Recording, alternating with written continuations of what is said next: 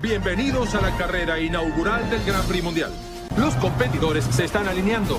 Nunca se ha visto una competencia de esta magnitud. Primero, el Alinol hace su debut esta noche como el combustible oficial de todos estos campeones. Luego está la carrera misma, y jamás hemos presenciado algo así.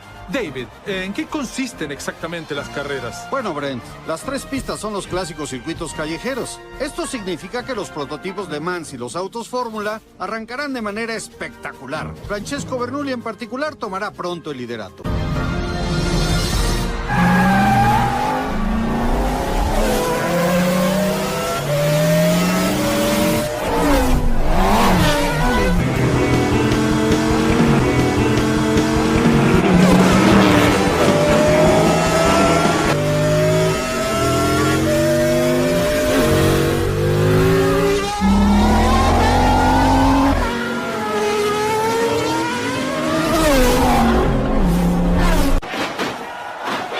Se acercan a la curva pronunciada frente al palacio y Francesco toma la delantera. ¡Ah! Llegó el momento, amigos. La terracería. ¡Vamos a bailar en la pista! 10-4, Martín. ¡Increíble! Francesco frena violentamente. El Rayo McQueen es el primero en tomar ventaja. Y así como lo ven, amigos, la ventaja de Francesco se la tragó la tierra. Buen trabajo, Mate. Sigue así. ¡Ja! Amigos, McQueen se ve más feliz que un parachoques en un derbi de demolición. Todos pelean por una posición cuando tocan de nuevo el asfalto. Francesco perdió mucho impulso en la terracería.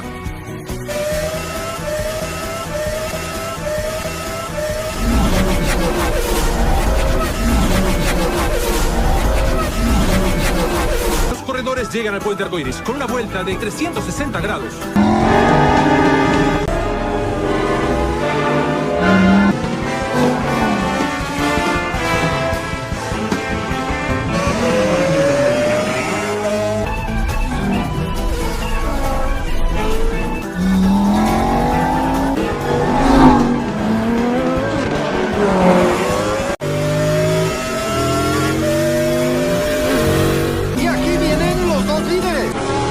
Pisándose las ruedas, casi llegando a la meta. McQueen es el ganador, Francesco en segundo, y no tienen idea de lo que pasó detrás de ellos. ¡Sí! ¡Esto es imposible! Eso está mucho mejor. ¡Cuchao!